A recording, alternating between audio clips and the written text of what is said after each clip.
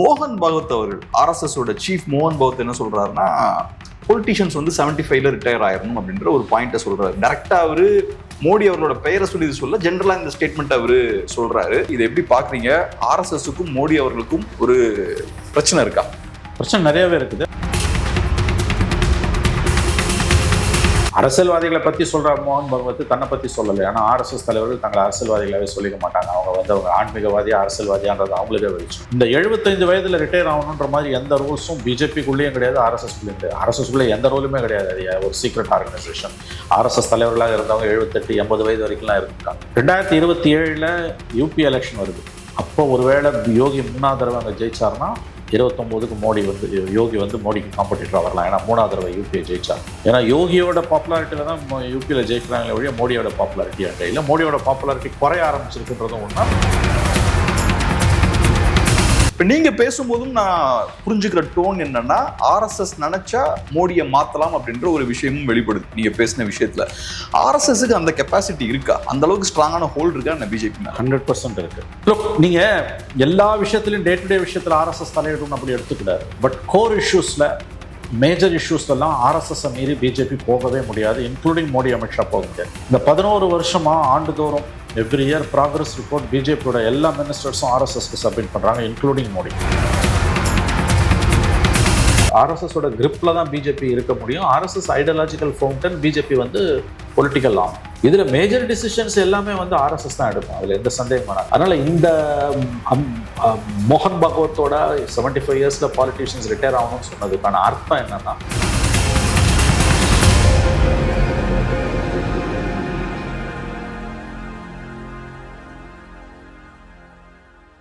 Sir வணக்கம். வணக்கம். வணக்கம். மோகன் பகவத் அவர்கள் ஆர்எஸ்எஸோட சீஃப் மோகன் பகவத் என்ன சொல்றாருன்னா, பொலிட்டிஷியன்ஸ் 75ல ரிட்டையர் ஆயிரணும் அப்படின்ற ஒரு பாயிண்ட்டை சொல்றாரு. டைரக்டா அவரு மோடி அவர்களோட பெயரை சொல்லி சொல்ல ஜென்ரலா இந்த ஸ்டேட்மெண்ட் அவரு சொல்றாரு. சோ இப்ப இது ஒரு பெரிய ஒரு பேசு பொருளா இருக்கு. மேபி மோகன் பகவத் அவர்கள் இப்ப பிஜேபிக்கு ஒரு ஹிண்ட் கொடுக்குறாரு, மோடி அவர்கள் ரிட்டையர் ஆகணும் அப்படின்ற விஷயத்த சொல்றாரோ அப்படின்ற மாதிரி பார்க்கப்படுது. இதை எப்படி பாக்குறீங்க? ஆர்எஸ்எஸ்க்கும் மோடி அவர்களுக்கும் ஒரு பிரச்சனை இருக்கா? பிரச்சனை நிறையவே இருக்குது. ஆனால் நேற்றைக்கு சொல்லப்பட்டது மோடிக்கானதுன்ற மட்டும் நம்ம எடுத்துக்க முடியாது. மோடிக்கானதும் தான். ஆனால் சொல்லுவதற்கான நோக்கம் மோடியை நகர்த்தணுன்றதை நான் நினைக்கல. ஏன்னா 29 வரைக்கும் மோடியை டிஸ்டர்ப் பண்ண மாட்டாங்க தான் எனக்கு தோணும். இதற்கு முன்பு ஒரு தடவை பேசும்போது அமித்ஷா அவர்கள், மோகன் பகவத் ஆர்எஸ்எஸ் தலைவர் 75 வயது ரிட்டையர் ஆகணும், ஆனால் அது மோடிக்கு பொருந்தாதுன்னு ஒரு தடவை சொன்னார். நேற்றைக்கு மோடிக்கு பொருந்தாதுன்னு சொல்லலை, பொருந்தும்னு சொல்லலை. அந்த இடத்த அப்படியே கடந்து போகிறார். 3 நாளைக்கு மேலே ஒரு புத்தக வெளியிட்டுவாங்க நாக்பூரில், ஆர்எஸ்எஸ் தலைமையகமாக அமைஞ்சிருக்கக்கூடிய இடத்துல. இந்த செப்டம்பர் 11 மோகன் பகவத்துக்கும் 75 ஆகுது. இவருக்கும் மோடிக்கும் செப்டம்பர் 17 75 வயது நிரம்புது. அரசியல்வாதிகளை பத்தி சொல்ற மோகன் பகவத் தன்னை பத்தி சொல்லலை. ஆனா ஆர்எஸ்எஸ் தலைவர்கள் தங்களை அரசியல்வாதிகளாவே சொல்லிக்க மாட்டாங்க. அவங்க ஆன்மீகவாதி அரசியல்வாதியான்றது அவங்களுக்கே வெளிச்சம். இதுல என்ன இப்ப பிரச்சனைன்னு கேட்டீங்கன்னா, மோடி மீது அவர்களுக்கு ஒரு அதிருப்தி இருப்பது உண்மை. ஆனால் அவ்வளவு சுலபமாக மோடியை மாற்ற அவர்களே விரும்ப மாட்டார்கள். பிஜேபிக்குள்ளேயும் மோடிக்கு எதிரான குரல்கள் இல்லை. ஏன்னா மோடி அவர்களை பொறுத்தவரையில் வராது போல ஒரு மாமணி தான். இந்த 75 வயதுல ரிட்டையர் ஆகணுன்ற மாதிரி எந்த ரூல்ஸும் பிஜேபிக்குள்ளேயும் கிடையாது, ஆர்எஸ்எஸ்குள்ளேயும் கிடையாது. ஆர்எஸ்எஸ்குள்ளே எந்த ரூலுமே கிடையாது. அது ஒரு சீக்ரெட் ஆர்கனைசேஷன். ஆர்எஸ்எஸ் தலைவர்களாக இருந்தவங்க 78, 80 வயது வரைக்கும்லாம் இருக்காங்க. மோடி விஷயத்தை பொறுத்த வரைக்கும் இப்போ அவர் கண்டிப்பாக 71, இப்போ 75ஆவது இந்த ஆண்டுன்னா 29, இன்னும் 4 இயர்ஸ் இருக்கு. கண்டிப்பாக அவர் தான் லீட் பண்ணுவார் தான் நான் நினைக்கிறேன். அதுக்கு மாற்றம் வருவதற்கு வாய்ப்பு குறைவு. ஏன்னா இந்த சிஸ்டம் அந்த மாதிரி இருக்குது, வேற லீடர் இல்லை இப்போதைக்கு. 2027 யூபி எலெக்ஷன் வருது. அப்போ ஒருவேளை யோகி 3வது தடவை அங்கே ஜெயிச்சார்னா 29க்கு யோகி மோடிக்கு காம்படிட்டராக வரலாம். ஏன்னா 3வது தடவை யூபியை ஜெயிச்சார். ஏன்னா யோகியோட பாப்புலாரிட்டியில் தான் யூபியில் ஜெயிக்கிறாங்களே ஒழிய மோடியோட பாப்புலாரிட்டி அங்கே இல்லை. மோடியோட பாப்புலாரிட்டி குறைய ஆரம்பிச்சிருக்குன்றதும் உண்மை, பட் நாட் கம்ப்ளீட்லி எவாபரேட்டட். இதை ஏன் அவர் பேசுறாரு? நம்ம எல்லாரும் அவர் என்ன பேசினார்னு பேசுகிறோம். ஏன் பேசுறாரு அப்படின்னா அதுக்கு 2 காரணங்கள் சொல்லப்படுது. ஒன்று, மெயின் தாங்கள் விரும்பிய விதத்தில் ஆர்எஸ்எஸோட அஜெண்டாவை பிஜேபி மோடி கவர்மெண்ட் செயல்படுத்தலை, இன்னும் விரைவாக செயல்படுத்தணுன்றாங்க. அது என்னன்றது நமக்கு தெரியல. பட் அந்த அஜெண்டாவை இன்னும் ஃபாஸ்டன் பண்ணணும் அப்படின்றாங்க, இம்ப்ளிமெண்டேஷன். 2வது, இம்மீடியட்டாக இருக்கக்கூடிய இஷ்யூ என்னன்னு கேட்டிங்கன்னா, முதல்ல சொன்னதை விட முக்கியமானது ஒரு விதத்தில் எடுத்துக்கலாம்.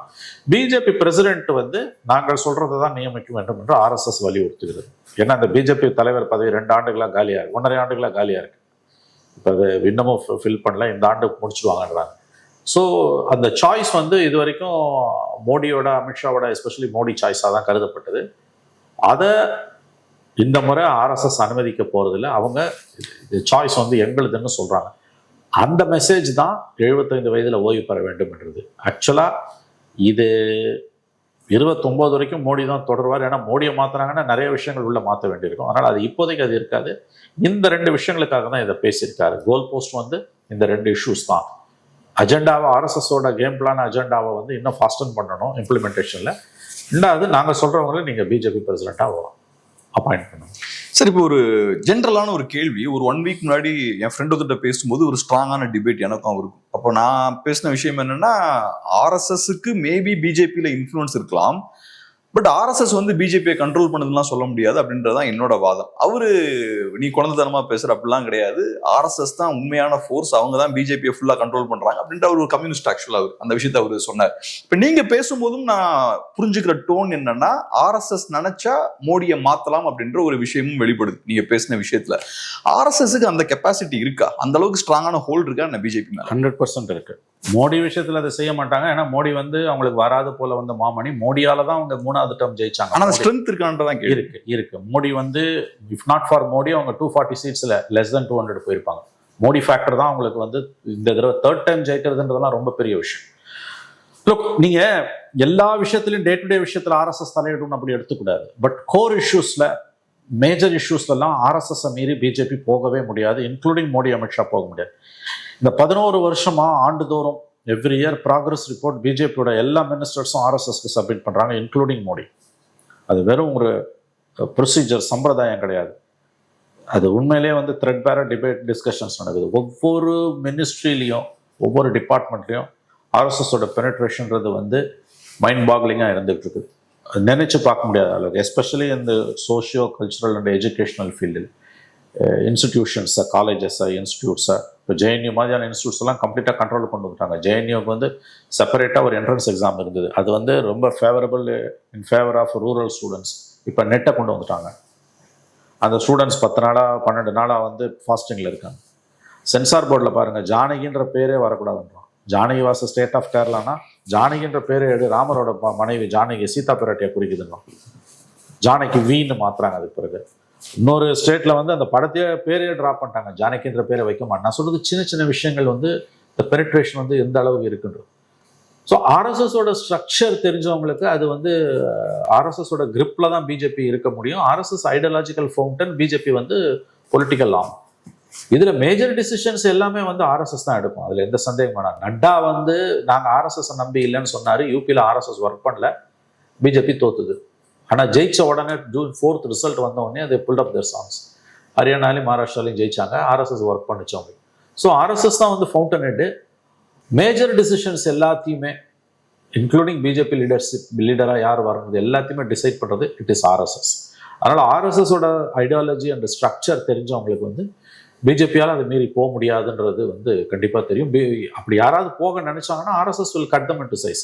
ஆனால் அவங்க வரலாறுலே இல்லாத அளவுக்கு ஓரளவுக்கு இண்டிபெண்ட் ரூம் ஸ்பேஸ் எடுத்து தனக்குன்னு ஒரு தனி பார்ட் சார்ட் அவுட் பண்ணி போனது மோடி. அது வந்து மோடி 2.0 நடந்தது. பட் அந்த ரிசல்ட்ஸ் 303 தான் 240 ஆனோடனே again RSS gained an upper hand. Modi cannot do anything. Major டிசிஷன்ஸ்லாம் ஆர்எஸ்எஸ் மாரி போக முடியாது. நான் எப்படி பாக்குறேன்னா, இப்போ ஆர்எஸ்எஸ்க்கு இருக்கக்கூடிய அதிருப்தி நான் என்ன பாக்குறேன்னா, ஒரு சீரியஸான ஒரு டீவியேஷன் இருக்கு. குறிப்பா கேஸ்ட் சென்சஸ் எல்லாம் கையில் எடுத்தது கண்டிப்பா ஆர்எஸ்எஸ் அதை ரசிக்க மாட்டாங்க.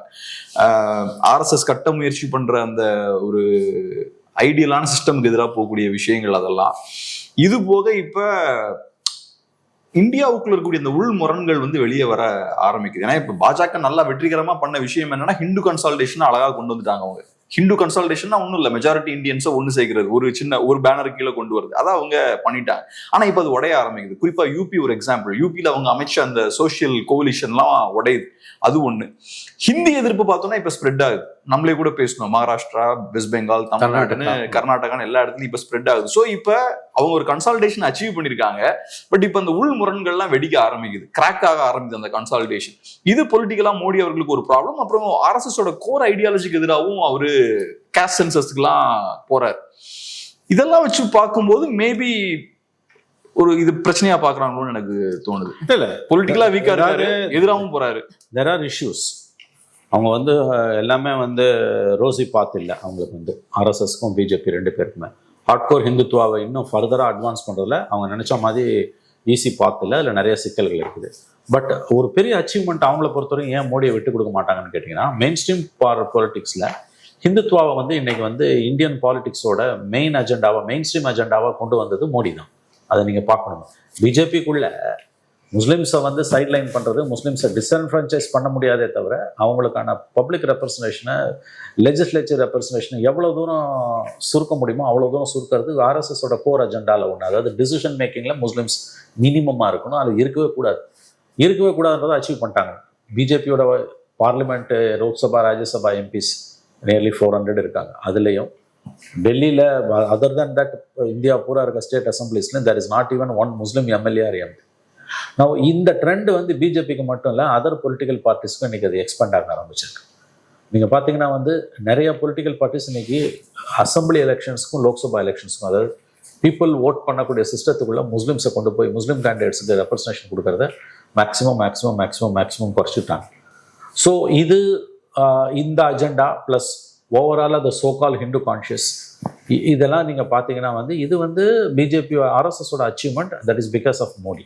ஆனால் இந்த ட்ரெண்ட் மாறாது சார். நீங்கள் மோடி அவர்களை மாற்றினா கூட நியர் ஃபியூச்சரில் இந்த ட்ரெண்ட் மாறாது. இல்லை மாறாதுன்றதை விட இதோட வெலாசிட்டி குறையும். இண்டிவிஜுவலுக்கும் இதில் ஒரு ரோல் இருக்குது, ஐடியாலஜிக்கு மேஜர் ரோல் இருந்தாலும் இஃப் நாட் ஃபார் மோடி அவங்களால தொடர்ந்து ஜெயிக்க முடியாது. மோடி இல்லைன்னா இந்த இந்துத்துவ அஜெண்டாவை ஃபுல்லாக மேலே கொண்டு போகவும் முடியாது. ஏன்னா 24 எலெக்ஷனில் மோடியோட ஸ்பீச்சஸ்லாம் வந்து அக்ரஸிவ் அண்ட் பனிஷபிள் அண்டர் லா. தாலியை எடுத்துகிட்டு போயிடுவாங்க, ஆடு மாடை எடுத்துகிட்டு போயிடுவாங்க, என்னென்னமோ பேசினாங்க. 2014 அச்சே தின்னு தான், முஸ்லீம்கிற வார்த்தையே வரல. 2024 Modi speech was atrocious to the core. இந்த நாட்டில் சட்டம், நியாய, தர்மம், கான்ஸ்டியூஷன் எல்லாம் செத்து போச்சுன்றதுக்கு உதாரணம் எலெக்ஷன் கமிஷன் எந்த நடவடிக்கையுமே எடுக்கல. அந்த மாதிரியான ஒரு பொலிட்டிக்கல் லீடர் அவங்களுக்கு நியர் ஃபியூச்சர் கிடைக்காது. அதனால தான் அட்லீஸ்ட் 29 வரைக்கும் அவரை லூஸ் பண்ண மாட்டாங்க. பட் இந்த விக்டரி, அதாவது வந்து achievement, the so called achievement of Modi and RSS பார்த்தீங்கன்னா ஹிந்துத்துவாவை வந்து இன்னைக்கு வந்து ஒரு இன்னபிட்டபிள் ஃபோர்ஸாக தமிழ்நாடு இந்தியன் பாலிடிக்ஸ்ல அவங்க நிறுவியிருக்காங்க. That is their achievement. அதை வந்து அவ்வளோ சீக்கிரமாக மோடியை மாற்றுறது மூலமாக அவங்க இழக்க விரும்ப மாட்டாங்க. இன்னொரு விஷயம், இப்போ நீங்க ஆர்எஸ்எஸ்க்கும் பாஜகவுக்கும் இருக்கக்கூடிய அந்த கனெக்ஷன் பத்தி ஸ்டார்டிங்ல பேசுனீங்க இல்லையா, அது நான் வந்து ப்ராக்டிக்கல் சென்ஸ்ல பார்க்கும்போது அஃப்கோர்ஸ் இப்போ ஆர்எஸ்எஸ் பொறுத்தளவுல ஒரு ஹார்ட்கோர் அமைப்பு, அது ஐடியாலஜி ட்ரிவன் அமைப்பு. அது அந்த அமைப்பு ராடிக்கலான ஹார்ட் ஒர்க்கிங் கேடஸை உள்ள கொண்டு வராங்க. ஐடியாலஜி ட்ரிவன் கேடஸ் எல்லாம் உள்ள கொண்டு வந்து ஒரு நிறைய ஆக்டிவிட்டீஸ்ல அவங்க ஈடுபடுறாங்க. ஆனா பாஜகன்ற ஒரு அமைப்புக்கான தேவை எப்போ வருதுன்னா, பொலிட்டிக்கலா நம்ம வெகுஜன மக்களை ரீச் பண்ண வேண்டியது இருக்கு, எல்லா செக்ஷன்ல இருக்கக்கூடிய மக்களையும் உள்ள கொண்டு வர வேண்டியது இருக்கு. ஸோ மாசா நம்ம உள்ள கொண்டு வரணும்னா கொஞ்சம் லிபரலான ஒரு அமைப்பு தேவை. ரொம்ப ஹார்ட் கோரா இருந்தா சரி வராதுன்னு போது ஒரு லிபரலான ஒரு ஹிந்துத்துவ அமைப்பு தேவைப்படுது, பொலிட்டிக்கலா இறங்குறதுக்கான அமைப்பு தேவைப்படுது. அந்த அமைப்பு உருவானதுக்கு அப்புறம் மோடி அவர்கள் வேகமா மேலே ஏறுறாரு. அது காரணம் என்னன்னா, அவரு வெகுஜன மக்களோட சென்டிமெண்ட்ஸை புரிஞ்ச ஒரு கேரக்டர், அந்த பல்ஸை புரிஞ்ச ஒரு ஆள். மோடி அவர்களா இருக்கலாம், அமித்ஷா அவர்களா இருக்கலாம். ஸோ இவங்க எல்லாம் வேகமா க்ரோ ஆகுறாங்க. ஸோ நான் எப்படி பாக்குறேன்னா, இவங்க வேகமா க்ரோ ஆகி இன்னைக்கு கவர்மெண்ட் இன்ஸ்டிடியூஷன் அவங்க கையில வச்சிருக்காங்க. சோ இன்னைக்கு அவங்க ரொம்ப பவர்ஃபுல்லா இருக்காங்கன்னு பாக்குறேன். எனக்கு என்னமோ ஆர்எஸ்எஸ்னால அவங்களெல்லாம் கண்ட்ரோல் பண்ண முடியும்னு தோணல. ஆர்எஸ்எஸ்ஸால மேபி இன்ஃப்ளூயன்ஸ் பண்ண முடியலாம். ஏன்னா இப்ப லெட்ஸ் சே இவங்க ஒரு பவர்ஃபுல்லான அமைப்பா இருக்காங்க, எலெக்ஷன் டைம்ல இவங்களுக்கு ஒரு சீரியஸான ஒர்க் இருக்கு, எனக்கு அதெல்லாம் புரிஞ்சுக்க முடியுது. ஆனா கவர்மெண்ட்ன்ற இன்ஸ்டிடியூஷனை கேப்சர் பண்ணிட்டாங்க. இல்லைங்க, கவர்மெண்ட்ன்ற institution it is RSS which captured, not Modi and Amit Shah. Please understand. நீங்க பண்ணிக்கணும். அதாவது வந்து நீங்க டெல்லியில இன்னைக்கு வர தகவல்லாம் பாத்தீங்கன்னா நீங்க வந்து மைண்ட் பாக்லிங்கா இருக்கு. மோடி இல்லாம கேப்சர் பண்ணிருக்க முடியாது சார். ஹீரோ மோடி தானே. அப்ப ஹீரோ அங்க மோடி தானே. இல்ல மோடி இல்லாம கேப்சர் பண்ணிருக்க முடியாதுன்றது ஐ டு அக்ரி. சஸ்டைன் பண்றதும் மோடி இல்லாம சஸ்டைன் பண்ணிருக்க முடியாது, என்ட்ரன்ஸ் ஆனதும் மோடி இல்லாம என்ட்ரன்ஸ் ஆயிருக்க முடியாது. ஆனா at the end of the day it is ideology which speaks. இங்க லெவரேஜ் எனக்கு என்னமோ மோடி கிட்ட இருக்க மாதிரி தான் இருக்கு. இல்ல லெவரேஜ் மோடி கிட்ட இருக்குன்றது வந்து ஒரு ரொம்ப ஷாலோவான ஒரு அவுட்லுக். இப்ப நாளைக்கு மோடி வந்து பிரதமரா இல்ல, அவர் வந்து விலகிடுறாருன்னு வச்சுக்கோங்க, or due some other reason, nature's call, அந்த மாதிரி இருக்கும்பொழுது அடுத்து வரவங்களால இந்த செட்டப்பை மாத்துறதுன்றது அவ்வளோ ஈஸி இல்லை. ஆர்எஸ்எஸ் இந்த 11 வருஷத்துல மோடியோட மிகப்பெரிய அச்சீவ்மெண்ட் என்னன்னா, சென்ட்ரல் செக்ரட்டேரியட்னு சொல்லக்கூடிய டெல்லியில் இருக்கக்கூடிய முக்கியமான எல்லா அரசு துறைகள்லையும் ஆர்எஸ்எஸ் வந்து கற்பனை பண்ணி பார்க்க முடியாத அளவுக்கு என்ட்ரன்ஸ் ஆயிருக்கு. நாளைக்கு ஒருவேளை சேஞ்ச் ஆஃப் கவர்மெண்ட் வந்து காங்கிரஸ் கவர்மெண்ட், கொலிஷன் கவர்மெண்ட் வந்தா கூட இதை பறிச்சு பண்றதுக்கும் கிளீன் அப் பண்றதுக்கும் இட் வில் டேக் டிகேட்ஸ்ன்றாங்க. அந்த அளவுக்கு வந்து அவங்க என்ட்ரன்ஸ் ஆயிருக்காங்க. That is an achievement of Modi. இப்படி புரிஞ்சுக்கோங்க. நீங்க வந்து ஆர்எஸ்எஸ் அஸ் அன் ஐடியாலஜி இன்னைக்கு இந்தியா பூரா அது வியாபிச்சிருக்குது. இந்துத்துவாவை மெயின் ஸ்ட்ரீம் பாலிடிக்ஸோட அன்அவாய்டபிள் இஷ்யூவாக கொண்டு வந்து நிறுவிட்டாங்க. ஆனால் அப்படி செஞ்சதில் இண்டிவிஜுவல்ஸ்க்கும் ஒரு ரோல் இருக்குது, அதை மறுக்கல. If not Amit Shah and Modi, especially Modi, அது வந்து இவ்வளோ தூரம் அச்சீவ் பண்ணியிருக்க முடியாது. இண்டிவிஜுவலுக்கு ஒரு ரோல் இருக்குது. At the same time main credit goes to the ideology. இந்த no one is indispensable, nothing is innovatable. அது 100% அதில் வந்து அதனால வந்து ஆல்டர்னேட்டிவ் அவங்க பார்த்துக்கிட்டே இருப்பாங்க. 29 வந்து கண்டிப்பாக மோடி பிஎம் கேண்டிடேட்டாக இருக்க வாய்ப்பு குறைவு. At the time will be 79 and BJP won't allow Modi to continue beyond that. ஏன்னா அது வந்து அடுத்த டிக்டேட்டரியல் ஸ்டேஜஸ்லாம் போகும். பட் நெக்ஸ்ட் 4 years வந்து இஸ் சேஃப்னு தான் எனக்கு தோணுது. அதனால இந்த மோகன் பகவத்தோட 75 years பாலிட்டிஷியன்ஸ் ரிட்டையர் ஆகணும்னு சொன்னதுக்கான அர்த்தம் என்னன்னா, 2 விஷயம். மறுபடியும் சொல்ல, ஆர்எஸ்எஸ் அஜெண்டாவை இன்னும் ஃபோக்கஸ்டாக சிவியராக நீங்கள் இம்ப்ளிமெண்ட் பண்ணணும். நம்பர் 2, பிஜேபி பிரசிடென்ட் நாங்கள் சொல்கிற ஆள் இருக்கணும். இது 2த்துக்கும் மோடி அமித்ஷாவை பணிய வைக்கிறதுக்கு தான் இந்த கார்டை கையில் எடுக்கிறாரு மோகன் பகவத். இதுதான், தட்ஸ் ஹவ் ஐ அண்டர்ஸ்டாண்ட். இப்போ இதெல்லாம் பேசுறதுக்கான முக்கியமான காரணமே என்னன்னா, இப்போ மோடி அவர்களை பொறுத்தளவுல, மோடி அவர்கள் இல்லை, பிஜேபியை பொறுத்தளவுல கேஸ்ட் சென்சஸ் எல்லாம் அவங்க கையில் எடுக்கிறாங்க. இதை அவங்க கையில் எடுக்கிறதுக்கான காரணம் என்னன்னா, அது ஒரு மெயின் ஸ்ட்ரீம் பொலிட்டிக்கல் பார்ட்டி, மக்களோட சென்டிமெண்ட்ஸ் என்னன்னு தெரியும், ஓட்டு வாங்குறதா எங்களோட ப்ரையாரிட்டி அப்படின்ற இடத்துல இருந்தா செயல்படுறாங்க. இன்ஃபேக்ட் அமித்ஷா அவர்களும் சரி, மோடி அவர்களும் சரி, ஓட்ஸை ரொம்ப ஃபோக்கஸ் பண்ணக்கூடிய இண்டிவிஜுவல்ஸ் அவங்க. ஸோ இதை அவங்க ஓட்ஸுக்காக கையில் எடுக்கிறாங்க. ஆனால் ஆர்எஸ்எஸ் வந்து ஐடியாலஜி ட்ரிவன் அமைப்பு. அவங்க வந்து ஐடியாலஜியை ப்ரையாரிட்டியாக வைக்கிற ஆட்கள், ஓட்ஸை வந்து செகண்டரியாக வைக்கக்கூடிய ஆட்கள். ஸோ இங்கே இப்போ சீரியஸான ஒரு கான்ஃப்ளிக்ட் இருக்குல்ல. அப்படின்லாம் நான் பார்க்கல. இது திஸ் வில் பி காம்ப்ரமைஸ்ட். எனக்கு என்னமோ அது வந்து ஒரு at the end of the day power வேணும். அவங்களும் அப்படிதான் பார்ப்பாங்க. ஆர்எஸ்எஸ் அப்படிதான் பார்ப்பாங்க அவங்க ஒன்று. ஏன்னா வந்து இதுவரைக்கும் நீங்க இந்த இடத்துக்கு வரத்துக்கு கிறிஸ்டோபர் ஜெஃபர்லே சொல்றாருல, French political scientist and foremost authority on RSS and BJP in the world. Christopher Jaffrelot, French professor, Frenchman Christopher Jaffrelot. அவரோட வார்த்தை ரொம்ப அழகாக அவர் சொல்றாரு, இந்த இடத்துக்கு வரத்துக்கு அவங்களுக்கு 100 வருஷம் ஆயிருக்கு பிஜேபிக்கு. ஏன்னா ஆர்எஸ்எஸோட ஆரிஜின் வந்து 1925, 1950 ஜன்சங் வருது, 1980 பிஜேபி. ஸோ இதோட ரூட்ஸ் வந்து ஆர்எஸ்எஸ், சம் அதர் ஆர்கனைசேஷன். ரொம்ப அழகாக அவர் சொல்லுவார், இந்த இடத்துக்கு வரத்துக்கு 100 years ஆயிருக்கு. அப்போ எவ்வளோ தூரம் அவங்க ஒர்க் பண்ணியிருப்பாங்க. அதே மாதிரி 2024 June 4 ரிசல்ட்ஸ் வந்த அன்னைக்கு அடுத்த நாள் இந்த ஹிந்து இங்கிலீஷில் பேப்பரில் சென்டர் பேஜ் ஆர்டிக்கலில் ரொம்ப பியூட்டிஃபுல்லான ஒரு அனாலிசிஸ் அவர் கொடுத்துருப்பார் கிறிஸ்டோபர் ஜெஃபர்லே. எல்லாரும் வந்து பிஜேபி தோத்துடுச்சு அப்படின்னு பேசும்போது அவர் சொன்ன வார்த்தை வந்து, no, it is not defeated, power has tilted not shifted.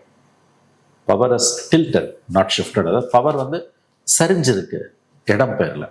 நீங்கள் இந்த டிஃபீட்டை வந்து 303 to 240 டிஃபீட்னு பார்க்காதீங்க. தேர்ட் டேர்மில் வந்ததுன்றது வந்து just power has tilted not shifted. Again இப்போ சமீபத்தில் அவர் சொன்னது வந்து, இந்த to achieve this things and இந்த இடத்துக்கு பவரை வந்து இன்னைக்கு முழுசாக அவங்க அச்சீவ் பண்ணிட்டாங்க. சென்ட்ரல் செக்ரட்டேரியட் பூரா அவங்க பெரிய அளவில் வந்து பெனிட்ரேட் ஆகிருக்காங்க. 100 வருஷம் ஆயிருக்கு. 100 years ஆஃப் தேர் லேபர். அதுதான் இன்னைக்கு வந்து அவங்கள இந்த இடத்துல உட்கார வச்சிருக்கு. 29 கூட வந்து அவங்க தோப்பாங்கன்னு எனக்கு தோணல. ஐ. ஏன்னா வந்து ரீப்ளேஸ்மெண்ட் ஃபார் பிஜேபி வந்து எனக்கு என்னமோ வந்து நெக்ஸ்ட் 10 years தோணுது. ஏன்னா வந்து 36% ஓட்ஸ். நீங்கள் அந்த பர்சன்டேஜ் வைஸ் ஓட்ஸையும் கணக்கில் வச்சு தான் பார்க்கணும். 38 36% ஆயிருக்கு. காங்கிரஸ் 19 23 ஆயிருக்கு. ஸோ ஹார்ட்கோர் ஹிந்தி பெல்ட்டில் நீங்கள் டிஸ்டர்ப் பண்ணாலே ஒழிய அது அவங்களை டிஸ்டர்ப் பண்ண முடியாது. அஃப்கோர்ஸ் இண்டிவிஜுவல்ஸ்க்கு பெரிய ரோல் இருக்குது. இப்போ மோடி வந்து பொலிட்டிக்கல் சீனில் இல்லைன்னா இவங்களோட பர்சன்டேஜ் எவ்வளோ ஆகும்னா that's a different question. But as of now they achieve. இப்போ 3 விஷயம் அவங்களோட பிஜேபி ஆரம்பிச்சது. ராமர் கோயில் 370, யூனிஃபார்ம் சிவில் கோட், இது 2 அச்சீவ் பண்ணிட்டாங்க. யூனிஃபார்ம் சிவில் கோட் சில ஸ்டேட்ஸில் வர ஆரம்பிச்சிருச்சு. ஸோ நீங்கள் பார்த்தீங்கன்னா வந்து after all what is their aim? முஸ்லிம்ஸை வந்து டிஸ்இன்ஃப்ரான்ச்சைஸ் பண்ணுறதுக்கு ஈக்குவலாக சைட்லைன் பண்ணணும். விதவிதமாக பண்ணுறாங்க. இப்போ பீகாரில் ஓட்டர் லிஸ்ட்டில் நடக்கக்கூடிய அட்டுழியத்தை பாருங்க. அது வந்து கிட்டத்தட்ட 2 கோடி பேர் வந்து ஓட்டுரிமை போயிடுன்றான். ஆதார் வில் நாட் பி அக்செப்டடுன்றான். ஆதார் இல்லை, ரேஷன் கார்டு இல்லை.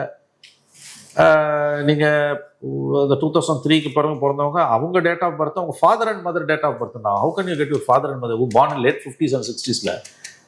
எங்கே இருக்கும் டேட் ஆஃப் பர்த்? உங்களுக்கு வந்து பர்த் சர்டிஃபிகேட் எங்கே இருக்கும்? ஏன்னா small nursing homes or hospitals and institutional delivery எப்போ உங்களுக்கு ஸ்ட்ரென்தன் ஆகுது? அதெல்லாம் வீட்டில் தானே பிரசவம் பார்த்துக்கோங்க. இன்ஸ்டிடியூஷனல் டெலிவரிஸ் வந்த பிறகு தான் பர்த் சர்டிஃபிகேட்ன்ற கான்செப்டே வருது உங்களுக்கு. அப்போ ஏன் போய் ஓட்டர் லிஸ்ட்டில் கையை வைக்கலாம்? ஸோ டிஃப்ரெண்ட் ஸ்ட்ராட்டஜிஸ் தேர் அடாப்டிங். ஸோ இப்போ அமித்ஷா கூட வந்து இன்னைக்கு இந்தியன் எக்ஸ்பிரஸ்ல கொடுத்த பேட்டியில் திரும்ப திரும்ப சொல்றாருல்ல, நாங்கள் பீகார், தமிழ்நாடு, பெங்கால்ன்றாரு. தமிழ்நாட்டில் கான்ஃபிடென்ட்டாக சொல்றாரு. இப்போ நமக்கு என்ன யோசனை வருது, பீகாரில் பண்ற மாதிரி ஓட்டர் லிஸ்ட். ஏன்னா இன்னைக்கு ஈசியோட ஒரு ஸ்டேட்மெண்ட் வந்து இந்த serious introspection of the voter list வந்து it will be throughout the கண்ட்ரின்றாங்க. இப்போ நமக்கு எலெக்ஷன் வரப்போகுது அடுத்த மாதம், இன்னும் 8 மாசத்துல. பை நவம்பர் ஆர் டிசம்பர் வந்து தமிழ்நாட்டில் ஓட்டர் லிஸ்ட் ரிவிஷன் வரும். இப்போ ஓட்டர் லிஸ்ட் ரிவிஷனில் நீங்கள் உங்கள் சிட்டிசன்ஷிப்பை ப்ரூவ் பண்ணணும்னா, சிட்டிசன்ஷிப் கார்டு இல்லாதப்ப நீங்கள் எதை வச்சு ப்ரூவ் பண்ணீங்க? ஆதார் கிடையாது, ரேஷன் கார்டு கிடையாது, நொரேகா கார்டுன்றான், பாஸ்போர்ட் இருக்கணும். பாஸ்போர்ட் எல்லாருக்கிட்டையும் இருக்காது. அப்போ இது உங்களை சிட்டிசன் நான் கன்சிடர் பண்ணலன்னு எலெக்ஷன் கமிஷன் சொல்லுதுன்னா நீங்கள் உங்கள் பேர் ஆட்டோமேட்டிக்காக லிஸ்ட். அவங்க கொடுத்த கார்டே ஓட்டர் லிஸ்ட் இல்லைன்னா எது? எலெக்ஷன் கமிஷனோட ஓட்டர் ஐடி இருக்கு இல்லையா, that is not a proof for சிட்டிசன்ஷிப்னு. சிட்டிசன்ஷிப் கார்டுனே ஒன்று இந்தியாவில் இல்லாதப்ப நீ எதை வச்சு சிட்டிசன்ஷிப்பை ப்ரூவ் பண்ணுவேன்? அப்போ எதுக்கு இந்த எக்ஸசைஸை பீகாரில் ஆரம்பிக்கிறான்? Main target Bengal. Bengal of course கிட்டத்தட்ட 1 கோடி பேர் இருக்கான்றோம், பங்களாதேஷ்லேருந்து ஓடி வந்தவன். ஆனா இது எந்த நோக்கத்துல நீ பண்ற? இப்ப அப்ப அந்த ஸ்ட்ராட்டஜி எப்படி மாறுதுன்னு பாத்தீங்களா? ஆனா இப்போ ஒரு விஷயம் சார், இப்ப அப்கோர்ஸ் பிஜேபி அவங்களோட பொலிட்டிக்கல் மோட்டிவ்ஸ்க்காக இதை பண்றாங்கன்றது வேற.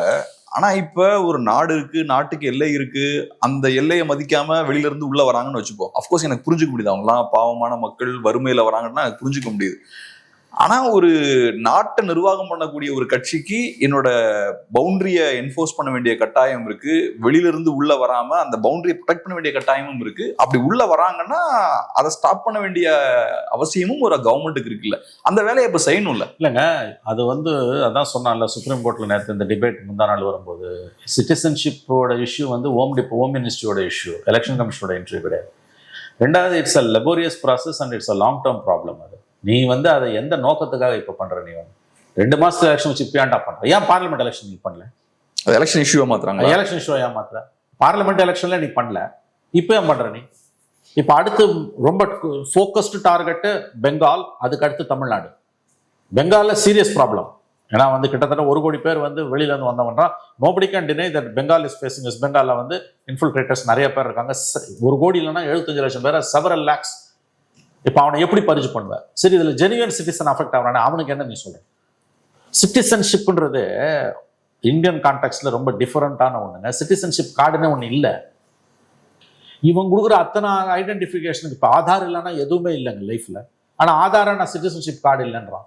அதுலயே போட்டிருக்குது, it is not an identification for your citizenship. சரி, ஆதார் கிடையாது, ரேஷன் கார்டு இல்லை, எலெக்ஷன் கமிஷன் கொடுத்த இடி, எலெக்ஷன் கமிஷனோட ஓட்டர் ஐடி இல்லை, பேன் கார்டு இல்லை. அவன் சொல்றது பூரா நொரேகா கார்டுன்றான், கேஸ்ட் சர்டிஃபிகேட்னா. கேஸ்ட் சர்டிஃபிகேட் ஆதார் வச்சு தான் வாங்க முடியும். ஆனா கேஸ்ட் சர்டிஃபிகேட் வந்து accepted as citizenship proof, not Aadhaar.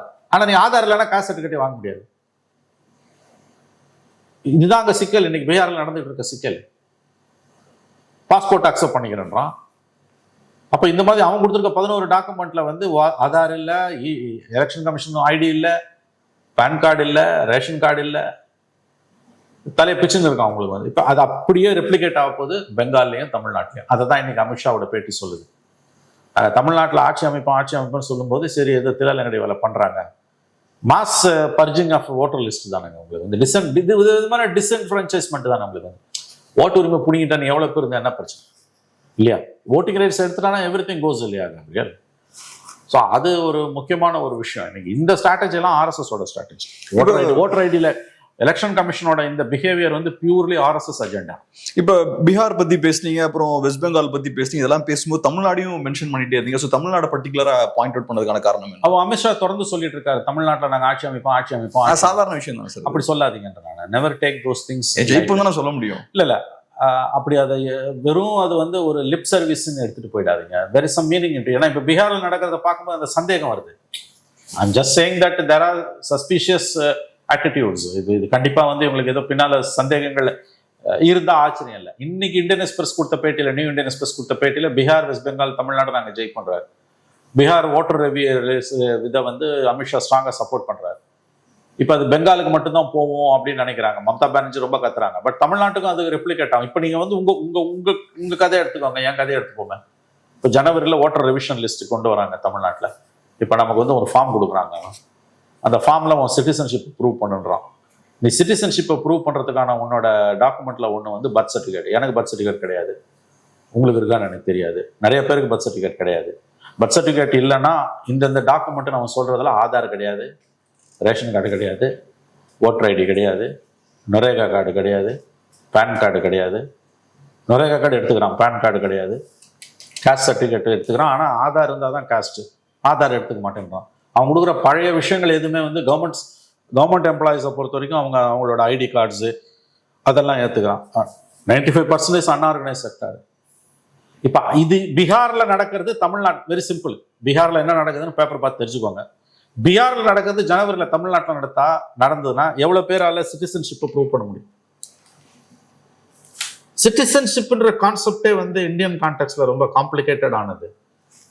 NRC இல்லாத இடத்துல நீ என்ன பண்ணுங்க? சரி, இப்போ எனக்கு ஒரு கேள்வி. இப்போ உங்களோட பாயிண்ட் என்னன்னா, இந்த எலெக்ஷன்ல பாஜக தமிழ்நாட்டை ஃபோக்கஸ் பண்றாங்க, ரொம்ப ஃபோக்கஸ் பண்றாங்க. எலக்ட்ரல் ரோல்ல ஓப்பனாவே சொல்லிடுறாங்க. அப்படியே இவிஎம் டேம்பர் பண்ணுவாங்கன்றதெல்லாம் அபத்தமான ஸ்பீச், அதெல்லாம் ரொம்ப முட்டாள்தனமான வார்த்தை, அது வாய்ப்பே கிடையாது. எலக்ட்ரல் ரோல்ஸை டேம்பர் பண்ண வாய்ப்பு இருக்கு. ஆனா இப்ப நான் ஒரு இப்போ நீங்க பத்திரிகையாளரா நீங்க இது பல எலெக்ஷன்ஸும் பார்த்திருப்பீங்க. இதுக்கு முந்தின எலெக்ஷன்ஸை விட இந்த தடவை பாஜக அதிக ஃபோக்கஸ் கொடுக்குற மாதிரி ரொம்ப ரொம்ப ரொம்ப இதுவரை அப்படி கொடுக்கல. இல்லவே இல்லை. தமிழ்நாடு வந்து இந்த தடவை அவங்க வந்து அவங்களுக்கு தமிழ்நாடை பொறுத்த வரைக்கும் அக்ரெசிவா ஃபோக்கஸ் பண்றாங்க. அது வந்தாலும் வராட்டியும் இப்போ பெங்கால் அளவுக்கு இல்லை, இப்போ அஸ்ஸாம் அளவுக்கு இல்லை. ஏன்னா 5 ஸ்டேட் அடுத்த வருஷம் எலெக்ஷன் ஒரே நேரத்தில் ஏப்ரல் மேல. தமிழ்நாடு, கேரளா, பாண்டிச்சேரி, வெஸ்ட் பெங்கால், அஸ்ஸாம். இதுல வந்து கேரளா வந்து அமித்ஷாவே சொல்றாரு எங்களுக்கு ஜெயிக்க வாய்ப்பு இருக்கிறதுன்றது. அப்படி இருக்குன்னா அது சத்தியமா இல்லைன்னு அர்த்தம். Kerala ruled out. Pondicherry smaller state விட்டுருங்க. அஸ்ஸாம் இது வந்து டஃப் ஃபைட்டு, அது எப்படி வேணா போகலாம். பெங்காலும் தமிழ்நாடும் தான் குரூஷியல். அமித்ஷா வார்த்தையில சமீப நாட்களில் அதிகமாக அடிபடுற பெயர் வெஸ்ட் பெங்கால் அண்ட் தமிழ்நாடு. இன்னைக்கு பீகார் எலக்ட்ரல் ரிவிஷனை வச்சு பேசும்பொழுது நாங்கள் பீகார், பெங்கால், தமிழ்நாடுன்னு அமித்ஷா பேசுறாரு. பீகார்ல பண்ணக்கூடிய எலக்ட்ரல் ரிவிஷனை தமிழ்நாட்டில் பண்ண என்ன நடக்கும்? சிட்டிசன்ஷிப்பை ப்ரூவ் பண்ணுன்னு கேட்குறான். அவங்க கொடுக்குற டாக்குமெண்ட் பாதி பேர்கிட்ட கிடையாது. ஈவன் 1/3 ஆஃப் ஒன்று தெரிஞ்சுக்கோங்களேன், எவ்வளோ தூரம் வாட்டர் லிஸ்ட் ட்ரிம் ஆகுதோ அவ்வளோ தூரம் பிஜேபிக்கு அட்வான்டேஜ். அவங்க வீக்காக இருக்க ஸ்டேட்லாம் அல்லது ஸ்ட்ராங்காக இருக்க ஸ்டேட்லையுமே வச்சுக்கலாம். எஸ்பெஷலி வீக்காக இருக்க ஸ்டேட்டில் ட்ரிம் ஆகுதுன்னா அவங்களுக்கு லாபம். அதுதான் அவங்க பண்ணுறாங்க. திஸ் புரூட்டல் அசால்ட் ஆன் டெமோக்ரஸிங்க. இதில் எந்த சந்தேகம் வேணாம். அவங்க ஜெயிக்கிறதெல்லாம் வந்து இவிஎம்ஐ டேம்பர் பண்ணி அதெல்லாம் முட்டாள்தனமான மடத்தனமான பேச்சு, அதுக்கெல்லாம் வாய்ப்பே கிடையாது. பட் எலக்ட்ரல் ரோலில் இது பண்ணுறான், கொலாப்ஸ் பண்ணுறாங்க. எலெக்ஷன் கமிஷனோட கன்வீனியன்ஸோட இது நடக்குது. அதாவது ரொம்ப ரூடு லாங்குவேஜ்ல சீஃப் எலெக்ஷன் கமிஷனர் பேசுறாரு. இங்க நடக்காதுன்னு நினைக்கிறேன். ஏன்னா வெஸ்ட் பெங்கால் அது எலெக்ஷன் இஷ்யூ, அது மைக்ரேஷன் வந்து ஒரு சீரியஸான இஷ்யூ. இங்க இஷ்யூவே இல்லை, இங்க பண்ண மாட்டாங்க. அந்த மாதிரி எப்பயுமே வந்து டவுன் கிரேட் பண்ணாதீங்க. Never downgrade BJP and RSS. Sorry, அதாவது வந்து அது you are doing it your own risk. ஏன்னா உங்களோட understanding of that ideology is தப்பா நினைக்கக்கூடாது. Not up to the mark. It's an ideology. திரும்பவும் நான் சொல்ல, நாட் இண்டிவிஜுவல்ஸ். அது அந்த இண்டிவிஜுவல் மோடி மாதிரி ஒரு பவர்ஃபுல் இண்டிவிஜுவல் வந்து அதை மேலே கொண்டு போய் நிறுத்தியிருக்காங்க, அது வேற விஷயம். But core issue is that ideology. அது Muslims, minorities, especially Muslims are second class citizens. அவங்களுக்கு வாக்குரிமை இருக்கக்கூடாது. இது அவங்களோட எய்ம். அதை வந்து நேரடியாக செய்ய மாட்டாங்க. எவ்வளோ தூரம் மறைமுகமாக செய்யணுமோ செய்வாங்க. அதுதான் இன்னைக்கு நடந்துட்டு இருக்கு.